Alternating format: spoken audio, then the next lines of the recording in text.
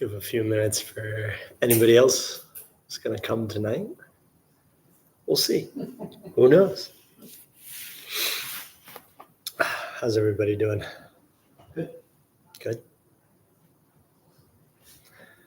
Good, like awesome good, or good, like whatever? It's okay.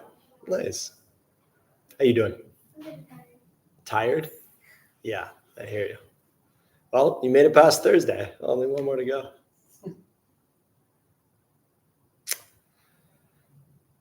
Oh, and I wonder.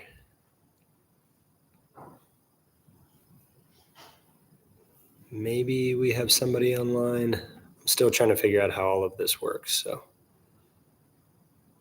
if you are joining us online, feel free to drop something in the chat. Let us know where you're calling in from. Nice to have you with us today. Cool. Well, I think we'll get started then. So show of hands, how many of you have done Tonglen before?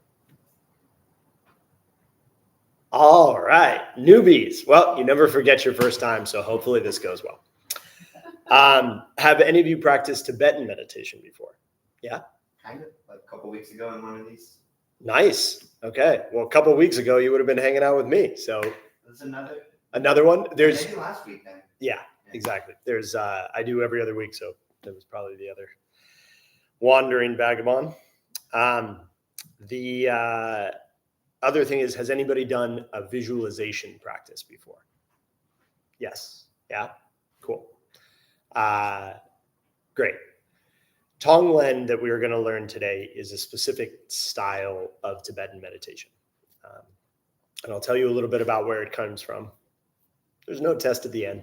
Doesn't really matter. I just think it's interesting because it's like a lot of Tibetan Buddhism, it's incredibly purposeful where it comes from. So we'll talk a little bit about that. And then mostly we'll practice, and I'll give us plenty of time so we can discuss or ask questions as you want to. Cool. I should probably introduce myself. So my name is Michael. I've been practicing now for over 2 decades. I've had the benefit of traveling all over the world and practiced a lot of Tibetan Buddhism in Nepal specifically. I remember the first time I walked into a Tibetan temple. Usually we expect, like when you think of Buddhist monks, what do you think of? Silence and silence and no clutter. Everything's no clutter, right? It's very clean, very austere. Things are very like simple. You walk in, and Tibetan Buddhism is basically like the Catholicism of Buddhism. There is all kinds of stuff like these on the walls. These are called tangas. This is one of the things I was studying while we were out there. Imagine that, but the entire room, the ceilings, like even right here where you see this brown, like this really nice molding, that is even intricately carved and painted, like everything, which is interesting because if you've ever been to Tibet, it's a high plateau. There's not even a lot that grows there, right? So they built these incredibly ornate structures for their temples. And the reason that they do that is because they are all meditation aids, right? It's not so that they can go live in some fancy palace. It's all because it's very symbolic. And the reason that I'm telling you that is because, again, a lot of what we're going to be doing today is visualizing. So we'll be practicing Tonglen, which basically means giving and receiving. Tong meaning giving, and then Len meaning receiving. And they come from a specific teaching called the Lojong practices. Anybody have any idea what Lojong means? If you did, I would be flabbergasted. It means mind training, right? Literally mind training. So you can think of it as kind of spiritual push-ups, right? Tibetans have 2 words for mind, sem and rigpa. Sem is sort of our ordinary mind, right? It's where most of us spend most of our days, right? We're thinking about the garbage that we got to take out, and oh my God, I hope I have pizza for dinner tonight. And wait, what was that show that was on last night? And squirrel, right? Like it's constant just jibber jabber, right? That's sem. That's our That's what? sem, S-E-M, sem. Now, the other side of that, the other word for mind, is called rigpa, R-I-G-P-A. Rigpa is inherently clear, right? There's no clutter, there's no jibber jabber. It's luminous, which means that it can see the truth. Anybody guess what the third thing is?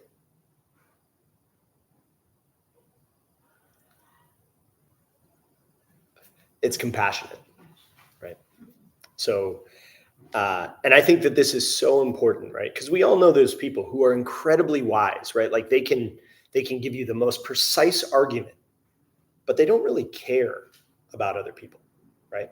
And then you can probably think about the other side, right? Somebody who is so loving, like they're always trying to help people, but they also kind of stumble over themselves because they don't always know what they're doing, and they often just have like really good intentions, poorly executed, right?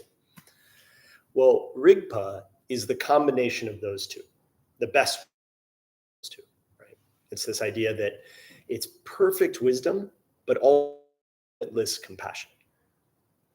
And so Tonglen is sort of, think of it like spiritual push-ups to get you from Sen, crazy mind, into Rigpa, open, compassionate, wise mind. Sound pretty good? Cool. So when we practice Tonglen, we are going to be using the breath to take in suffering and give away whatever healing, whatever joy, whatever peace we possibly can. What do most of us do when we approach suffering or when we see suffering? Try and help, I think.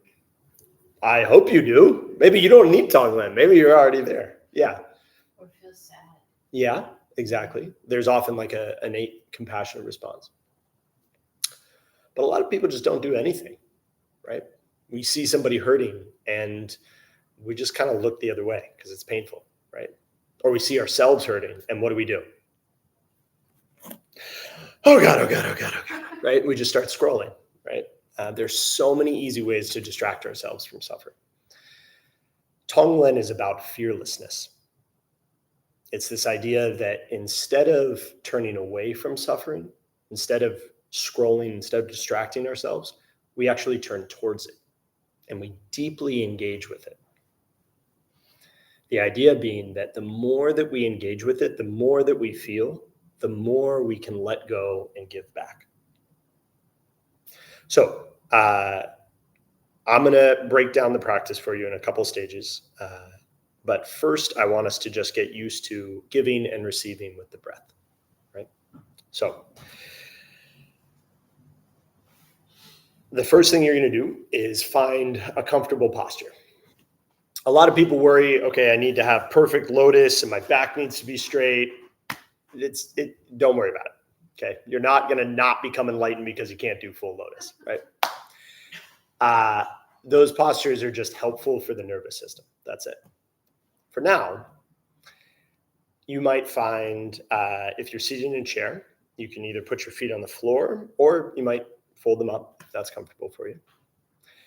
And you want to keep your back straight, but not rigid. I like to think about it as if there's a little string on top of my head, like gently pulling up, right? Then I also relax my shoulders. Mostly I just want to be comfortable, awake and comfortable. If it's helpful, you can close your eyes. You don't have to if you don't want. If you want to keep them open, you might gently rest your gaze a few feet in front of you.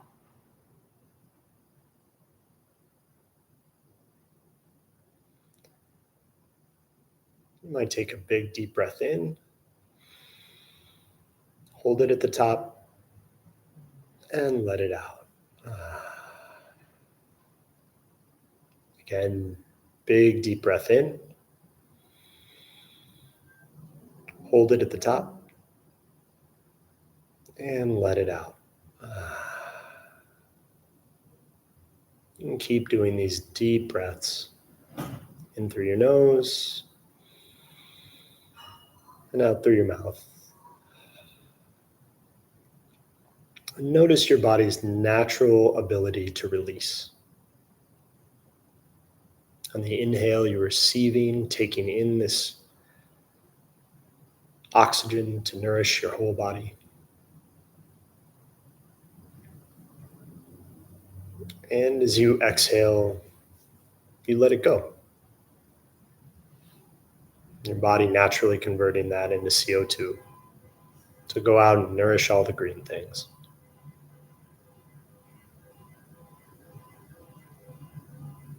Breathing in, receiving, breathing out, releasing. Breathing in, receiving, breathing out, releasing.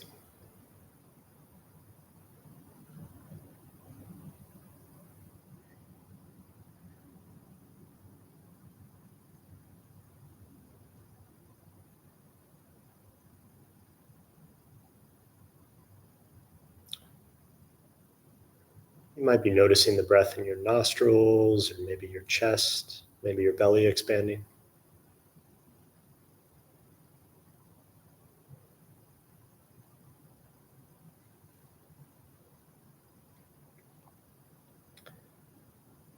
On this next round, I encourage you to try and breathe in with your whole body. What does it feel like to breathe in through your hands?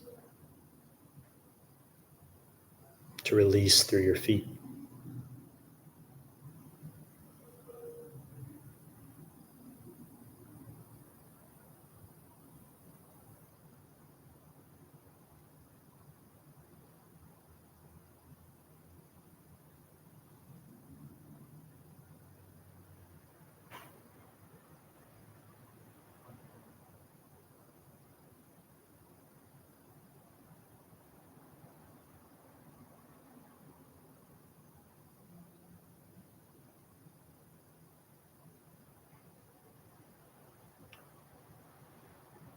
If thoughts show up, it's totally natural. It's what the mind does. You can greet them.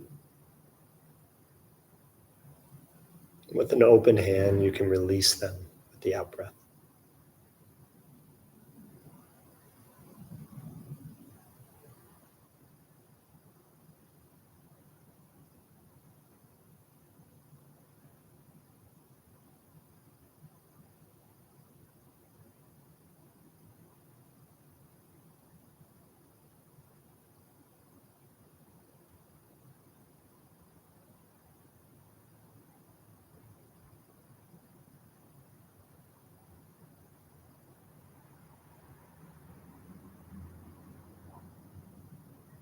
Again, receiving with your in-breath, taking in this nourishing oxygen, and with your out-breath, releasing, letting go of whatever you're holding on to.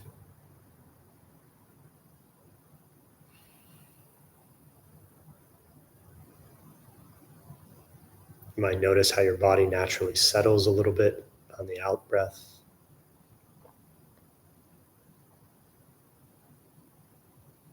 Expanding, taking in with the in-breath, and settling, releasing with the out-breath.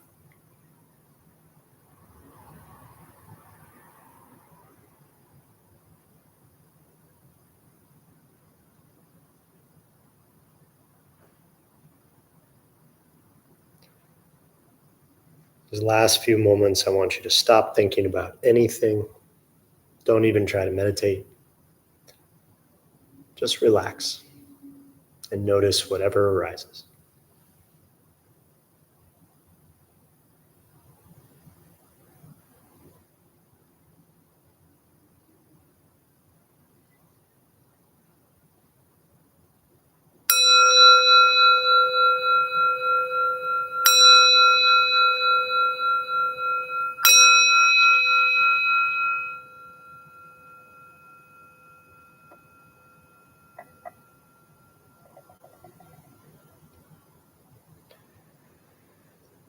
Great. So if your eyes are closed, you can gently open them. You might give yourself a little wiggle. That feels natural. Side to side. And when you're ready, you can come on back. How's everybody feeling?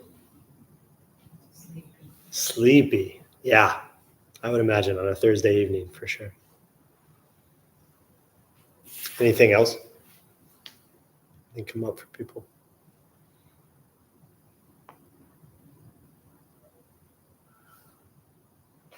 Cool. So now what I'm going to have you do is we're going to take that breath meditation that we just did, and we're going to add some visuals to it. And I encourage you to make these as specific as possible. I was reading a great Zen teacher the other day who said that something being sacred is not special. It's not that it's separate from the ordinary. It's that it's specific, which I thought was a really interesting way to look at things, right? Anything can be sacred if you really pay attention to the specificity of it. So as we do our visualizations, I want you to try and make them as specific as possible. Okay, so when we are doing Tonglen, there's 4 steps. First, you're going to open. So we're going to picture something like a vast ocean or an open meadow, or maybe just the biggest sky, cloudless sky that you can imagine, right? Why do we do that? Well, remember Rigpa? Again, one of the qualities of Rigpa is that it's totally open. It's super spacious. Why is that important? Because number 2, we're going to start picturing suffering. We're going to start taking on suffering of other people, right? I've had folks in this class say before that can feel heavy, that can feel constricting, that can feel like maybe too much. And that's okay. If you ever feel like it's too much, no problem. Just go back to the breath. But the reason that we open up is because you can hold it. Your innate mind is so much more vast and spacious than you could imagine. And so all of the suffering, all of these feelings that I'm small, I can't hold this, it's too much, that's okay. Also, you can. Because that's what our innate Buddha nature is, right? So we open, and then we are going to picture somebody in front of us. I suggest picking somebody who it's easy for you to feel compassion towards, right? This could be your dog. It could be your best friend. It could be a family member. Sometimes with family, we have conflicting relationships. Sometimes things get a little bit messy. So just pick somebody who it's easy, right? Whoever shows up first. So what you're going to do is you're going to picture them and you're going to imagine them suffering, right? It could be a big suffer. It could be a little suffer. It could be like, yeah, they just had a blister. I don't know. It could also be they're going through a really, really difficult time in life, right? And what you're going to do is with your inhale, you're going to imagine that suffering as maybe like a black cloud or some sort of heaviness. You're going to breathe it in just like you breathed in that oxygen, and you're going to take it into yourself, right? It's going to come down into your center, into that beautiful heart center that we all have, right? The Tibetan word for compassion literally means the king of the heart, or the majesty of the heart, right? That's the idea that we're going to take it all in. And from that place, it transforms into whatever that person needs. Maybe it's joy, maybe it's peace, maybe it's light, maybe it's ease, whatever that person needs, you are going to exhale that and fill them up with it, right? And so it becomes this virtuous cycle where every time you breathe in, you take on a little bit more of what they're struggling with. And every time you breathe out, you give them a little bit more of your joy, a little bit more of your peace. And if it feels like all you have is this tiny little molecule, like, oh, this is all I have to give, great, give that. In Buddhism, the act of generosity, it's not at all about how much. It actually doesn't matter at all. It's the intention with which you give it, right? And that's what we're practicing here. So whatever you have to give, you give, right? So step 1 is open. Step 2 is receive. Step 3 is give away. And then step 4 we'll get to, but that's where you start to expand this, right? So we start with one person, and then maybe we pick 2, and then maybe you're doing your whole family, and then maybe you're doing your whole block, and then maybe you're doing the whole world. It can get really, really fun. The Dalai Lama says, if you want to be happy, practice compassion. If you want others to be happy, practice compassion, right? I've seen people do this before where you just start going and it starts to feel really good. And you're like, man, I just give them everything, give them all that I got, give them all. And then people are like crying, right? I've seen people just like bawling in tears from this because it feels good, right? Yeah. The last thing I'll say before we dive in is, again, if at any time it feels like breathing in the black smoke is too much, right? If it feels like it's really constricting in your throat or you're feeling like it's too much, it is not a reflection of you. If anything, it's showing how much you are empathizing with this other person. It's showing how big your heart is, that you are really feeling into their pain. And that's a beautiful thing. So if you get there and it feels like too much, open up.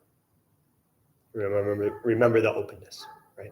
And you can leave the smoke for a little bit and just come back to whatever that open visualization is for you. Maybe it's the sea or a big sky or an open meadow or whatever makes you feel open. Cool. That was a lot of words. Any questions? Yeah. That last bit. Sure. You talked about, taking in this black smoke, cloud, Sure. whatever. Yeah. And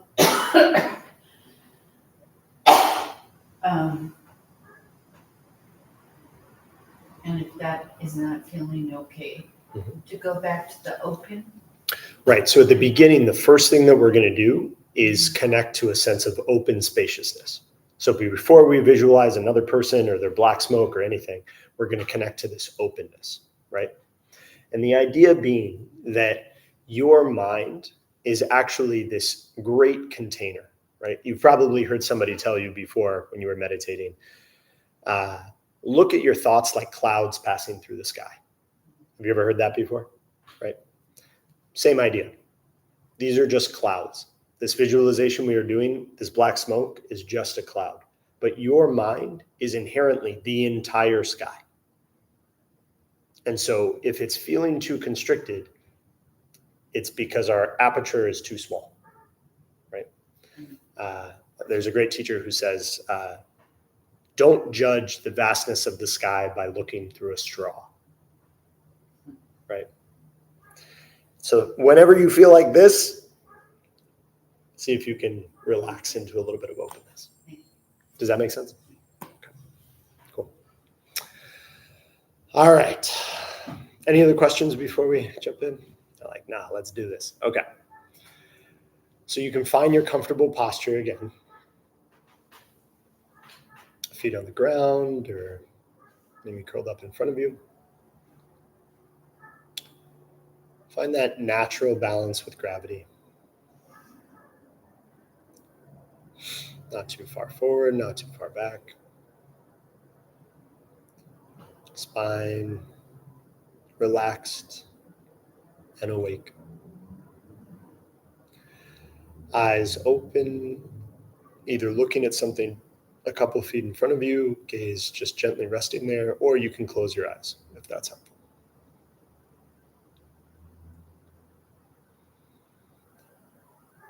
And become aware of your breathing.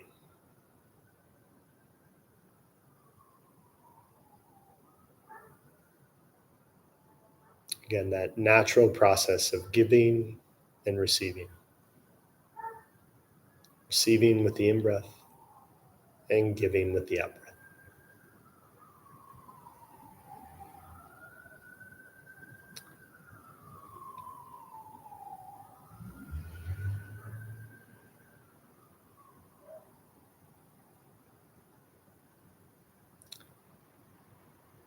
And now I want you to picture in your mind's eye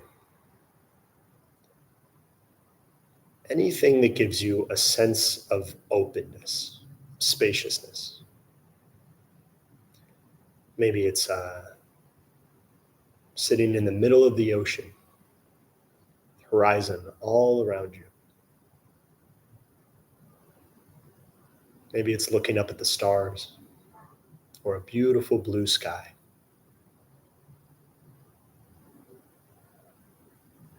Maybe it's standing on the edge of a great meadow, beautiful mountain meadow.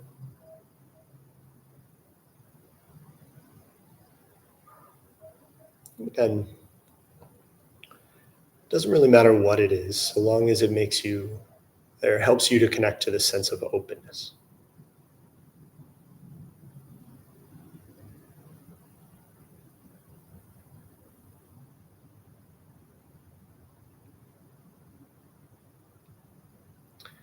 As you hold that in your mind, you might notice how you feel in your body as you connect to this sense of spaciousness.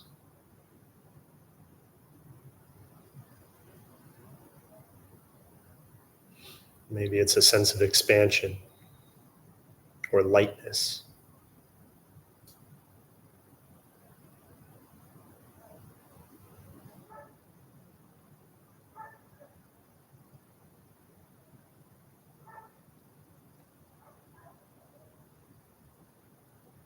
Whatever thoughts or memories, emotions are showing up right now, they're just passing through the sky, moving through the meadow, drifting across the sea.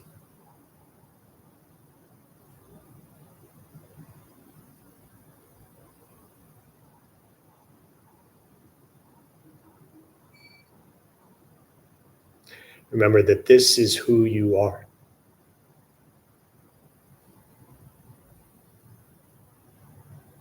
Innately. This open, expansive spaciousness.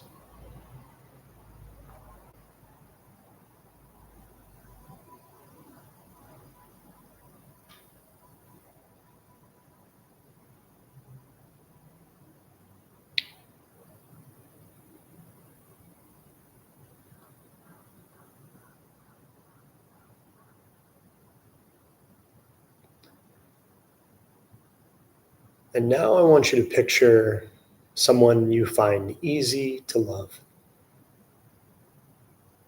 Picture them in front of you.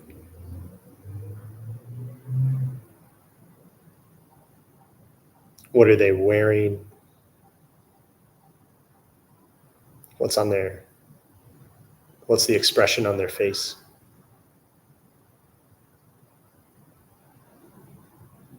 What does their hair look like?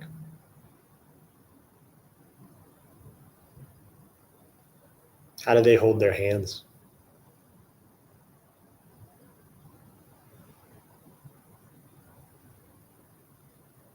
Again, we want to make it as specific as possible.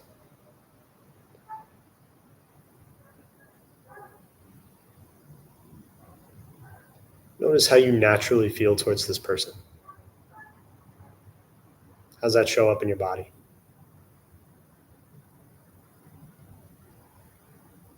Maybe a warmth in your chest.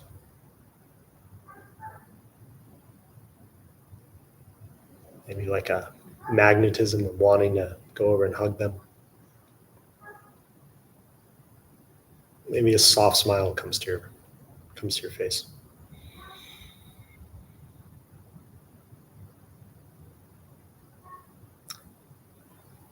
And now I want you to think about something this person might be struggling with. Again, it could be something really simple, or it could be something really big.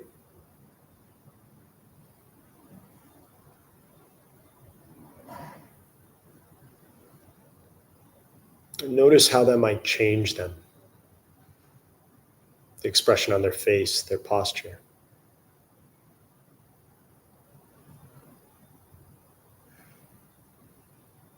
You might visualize that suffering as a black cloud or smoke, maybe a heavy gray mist,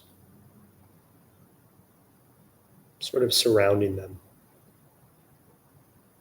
or above them.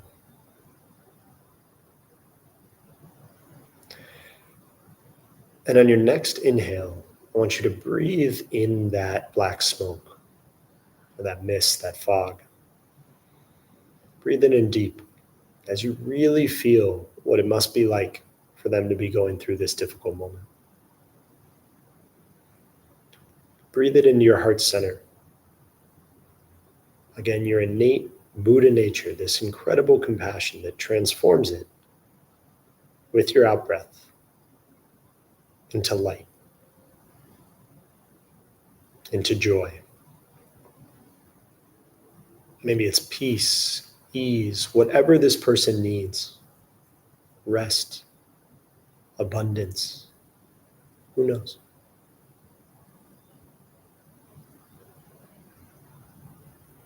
And with each in-breath, you take in a little bit more of that difficulty, that suffering. Breathing in the black smoke. Breathing out light, spaciousness. And that light or that spaciousness, it fills them with joy.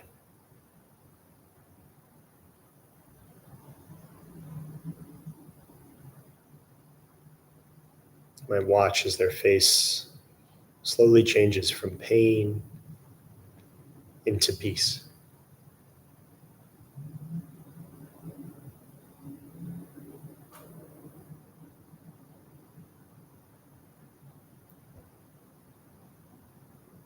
Breathing in their suffering. Breathing out, giving away your happiness.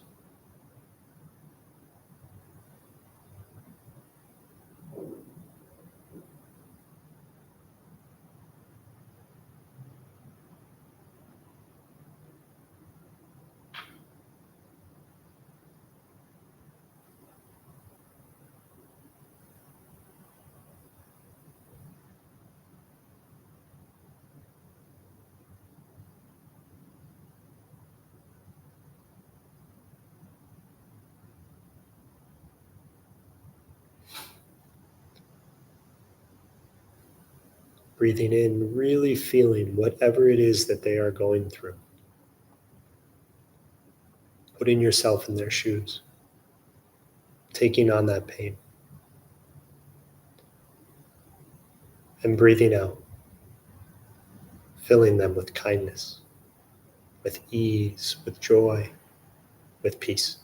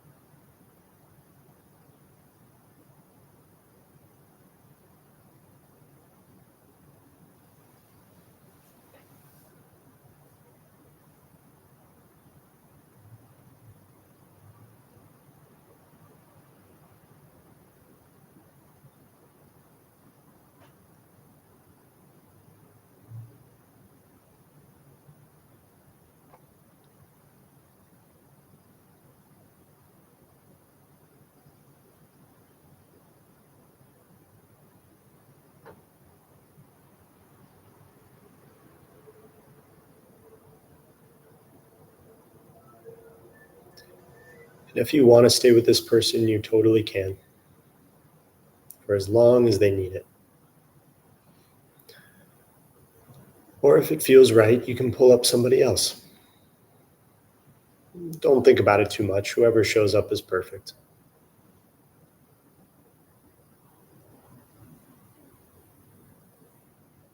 Seeing them in front of you. Again, what does their face look like? What are they wearing? What's their posture?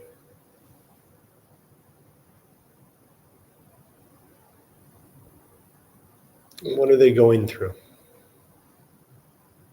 What are they struggling with?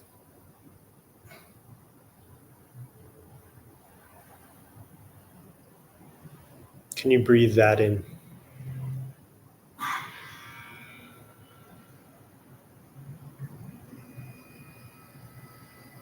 Can you feel that pain? Lighten their load.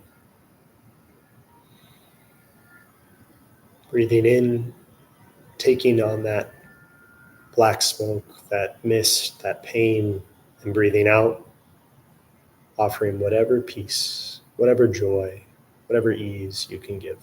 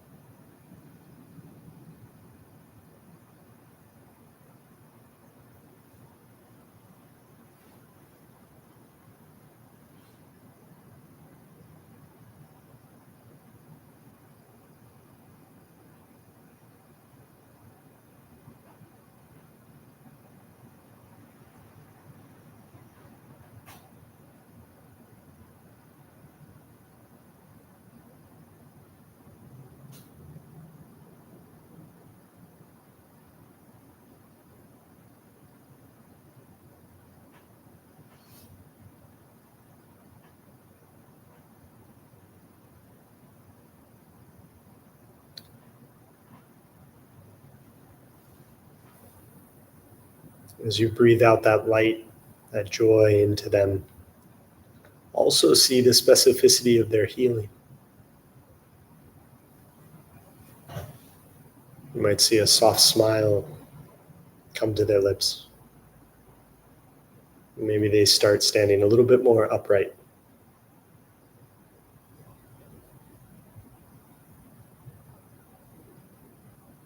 What does it look like for them to heal?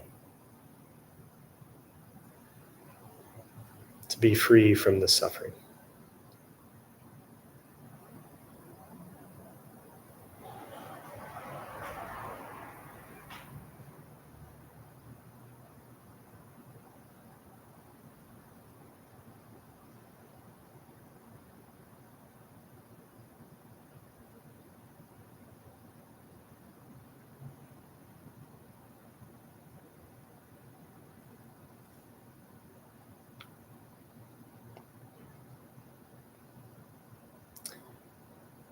Next, I want you to call to mind somebody you don't know, but maybe you saw today.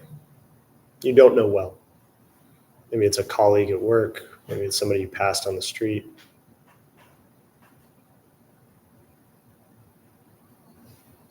You might just think to yourself, what might they be going through?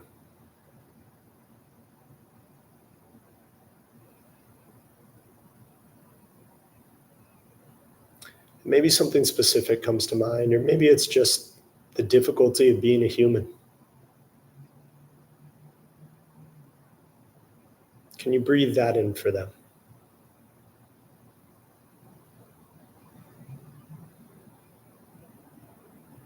And again, breathing out light, spaciousness, joy, ease, whatever you think might be helpful for them in this moment.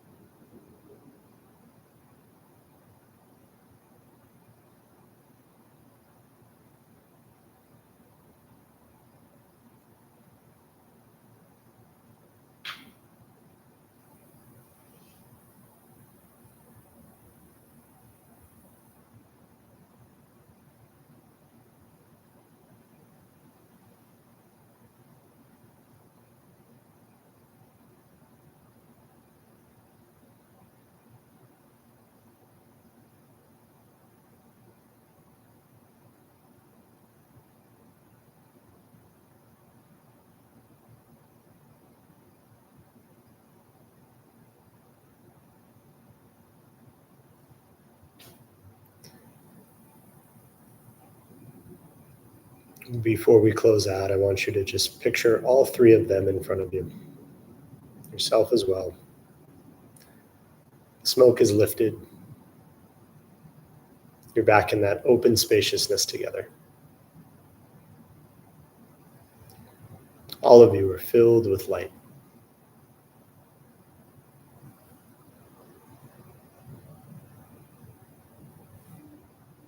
Filled with joy.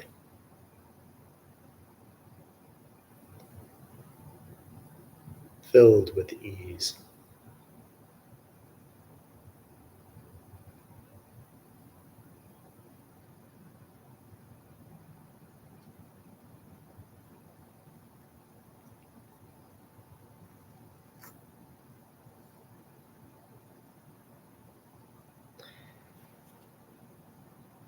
Now you can drop the meditation entirely. No need to visualize anything. Just rest in your natural awareness.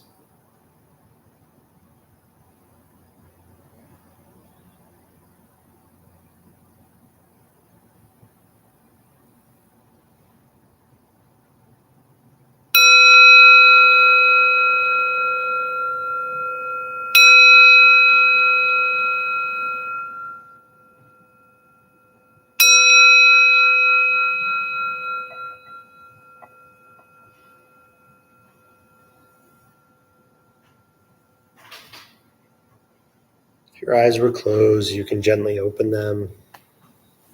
And you might give yourself a little stretch, a little wiggle, if that feels right. And when you're ready, come on back to the group.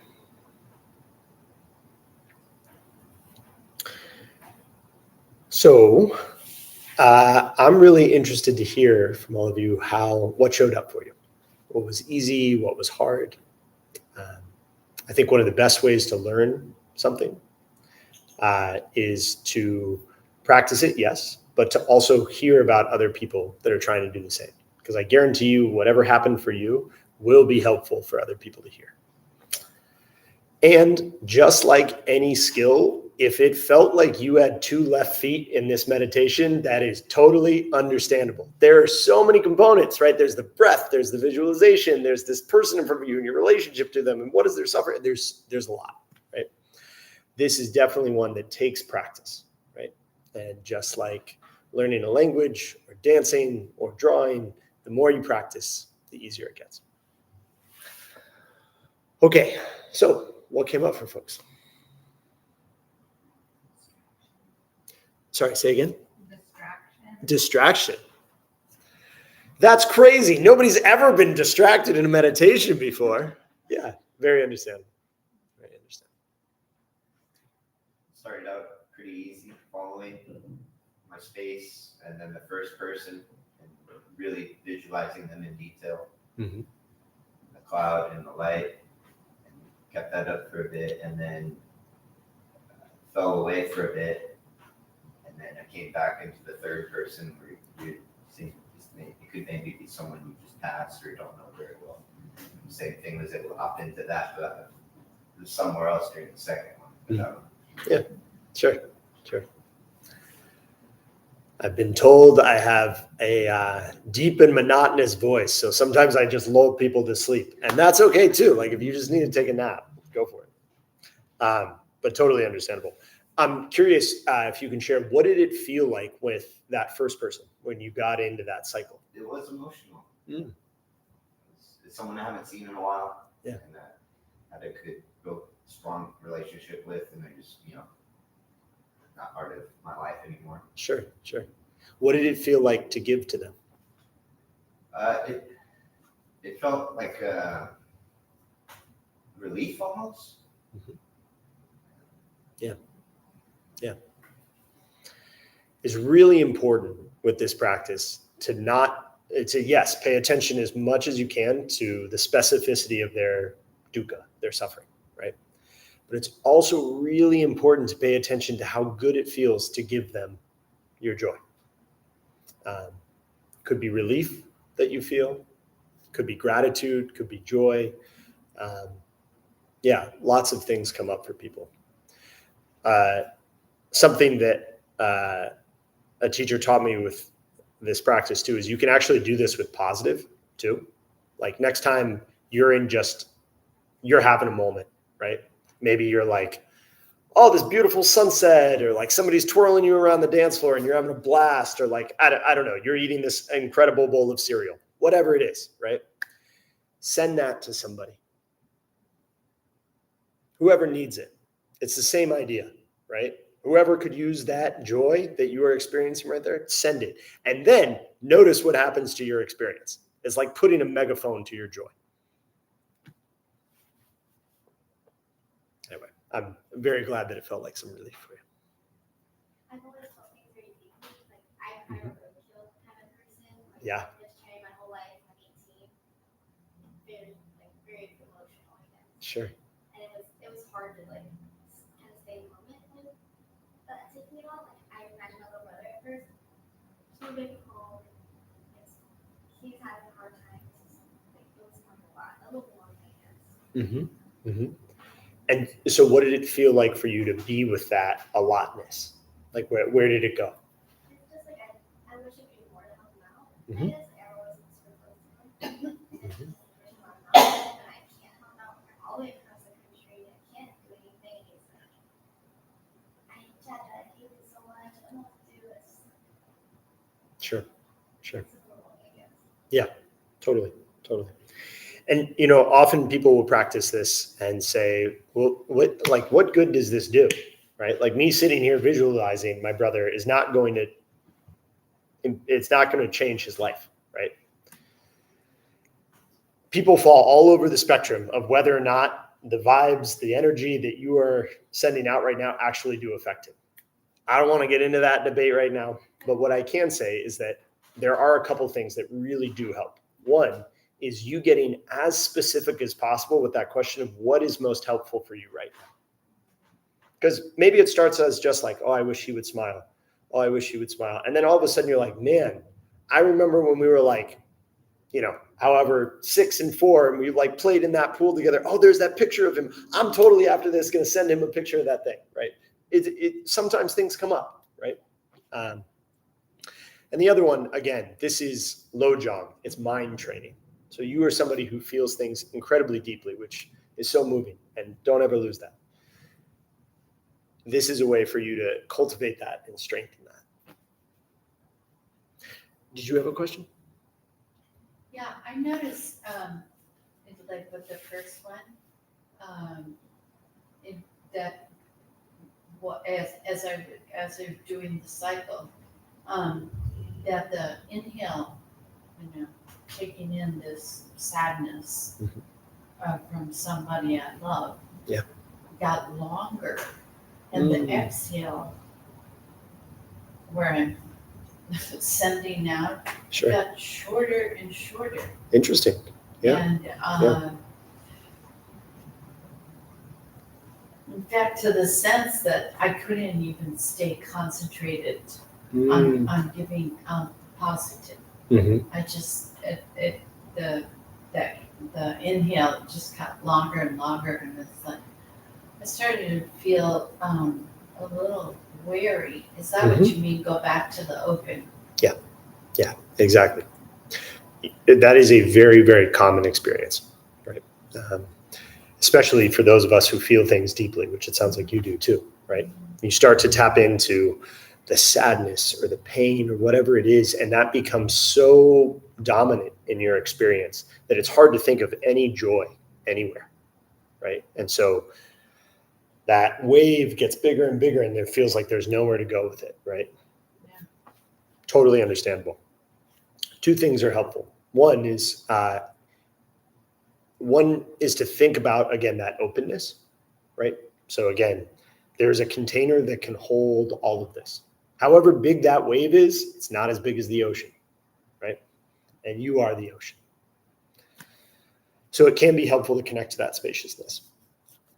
Another thing that can be helpful that I use sometimes is thinking about, and I don't often teach this, but I think it would be helpful tonight. One of my teachers said, you breathe that heaviness, that as big as that is, into whatever part of you that's still clinging to selfishness. We all have something inside of us, right? That's hanging on that says, I'm not enough, or like the world is against me, or whatever it is, right? We all have our little tight rock of a self in there. Great. Bring on the biggest tsunami you can and like straight into that rock, because when it explodes in love. It explodes. It opens up to love. It opens up to compassion. It opens up to when you release that very, very small sense of self, right? It can feel like like this blossoming or an explosion of compassion.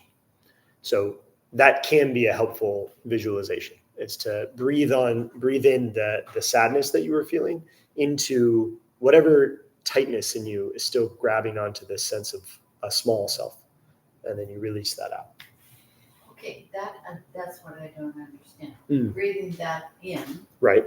I'm breathing in the sadness from him, Mm-hmm. and then into this. I don't get what you mean. Sure. This tsunami. Okay, that's overwhelming me, or is it going out? That's where I'm lost. Right. The idea being that it can, you have the capacity to transform that, right? Through this, again, sometimes it's helpful to think of sort of like a heart center, that when you put all that pressure of the tsunami on this, rock of a self, it eventually explodes. And the explosion is love. And that's the light that you send out. If that visualization is helpful, great. Yeah. If that's not, another thing is to just really emphasize, switch from the focusing so much on the sadness and focus more on the joy that you're giving them, right? So it could be like a wonderful moment that you've had together. It could be like just the last time you saw that person smile. And that's what you really focus on. Focus on the exhale rather than the inhale.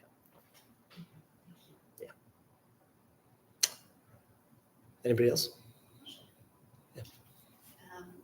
When I started with the first person and was visualizing them, I love this person so dearly that like it was such a opening feeling, like, so expansive. And then when I started to imagine or visualize the suffering, like I got really wrapped in their suffering. Mm-hmm. The second person as well, these people that are close to me.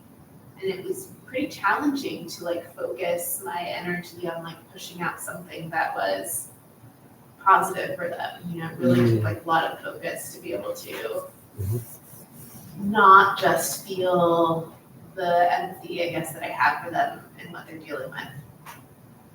And but if I could get to the place where I was visualizing them happy or feeling at peace, like that was when I kind of was able to really like start to push more energy back out. And for the person I didn't know as well, it was very simple. It was very easy. There was not the same emotional like enmeshment, I guess. And it was much easier to send them energy and feel or sense that energy working. So that's something nice. Totally. Any idea why you think it was?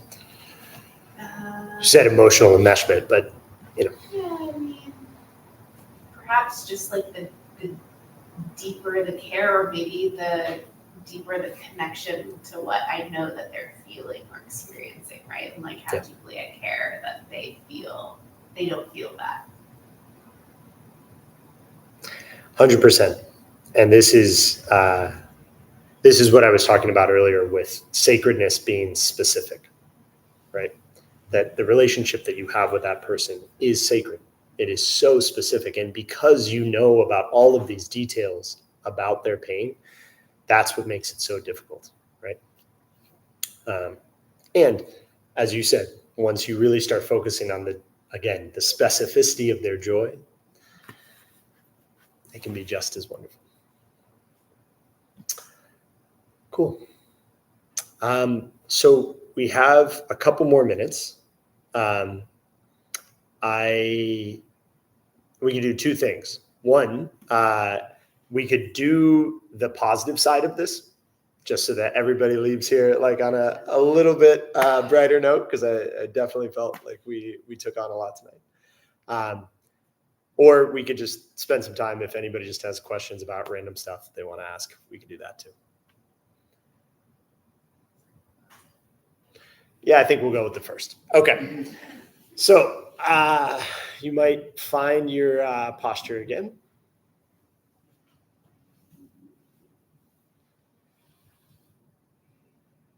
And notice your breathing.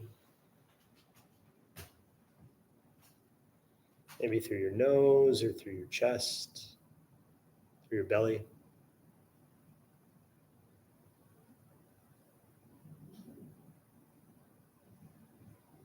You might call to mind that spaciousness again. Maybe it was the open vastness of the sky or great ocean, meadow.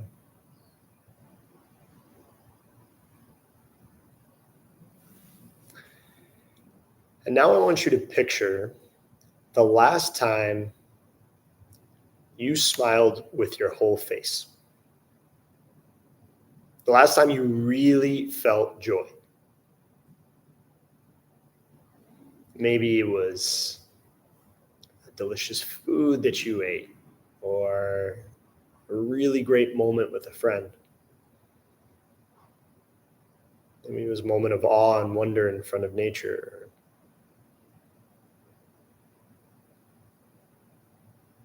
It was just somebody told a joke and you thought it was hysterical.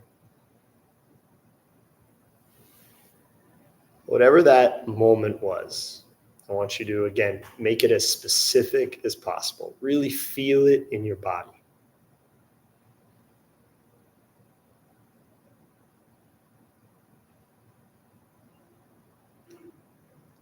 And now, on your exhale, I want you to send that out to somebody who needs it. Like you are just taking all of that joy and beaming light directly into this person, filling them with joy, filling them with that same smile, same lightness. As you breathe in, you fill up with that joy again, feeling your heart expand. And as you exhale, beam it into this other person.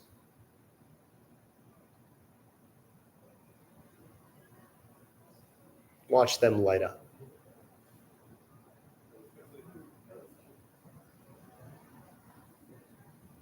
And on your next exhale, you might send it over to somebody else.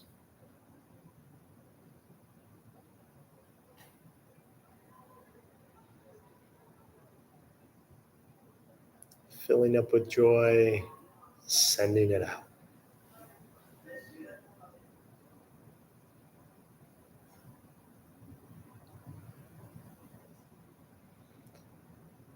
Breathing in, and this time you might send it out to a whole group of people.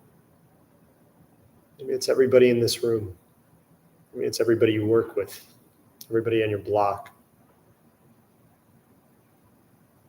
Imagine yourself walking down the street and just lighting people up with joy, filling them with light.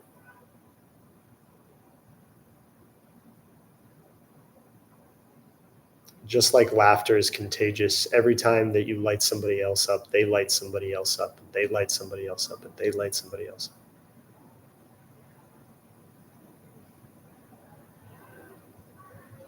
And as you breathe in, you're watching this all happen. People just bursting out laughing on the street.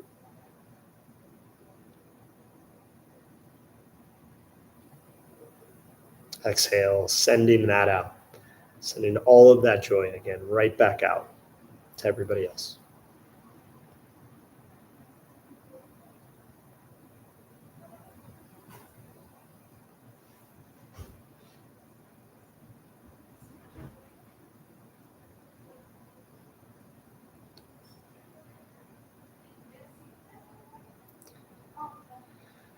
All right, now you can drop the visualization. Just notice how you feel in your body.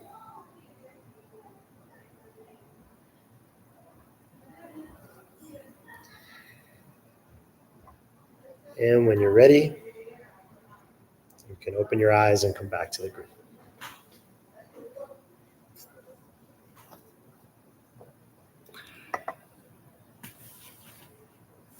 How'd that feel for everybody?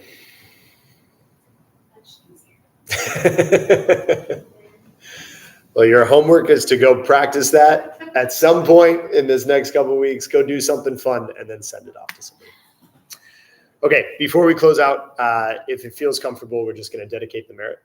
So you don't have to, but if you like, you can put your hands together.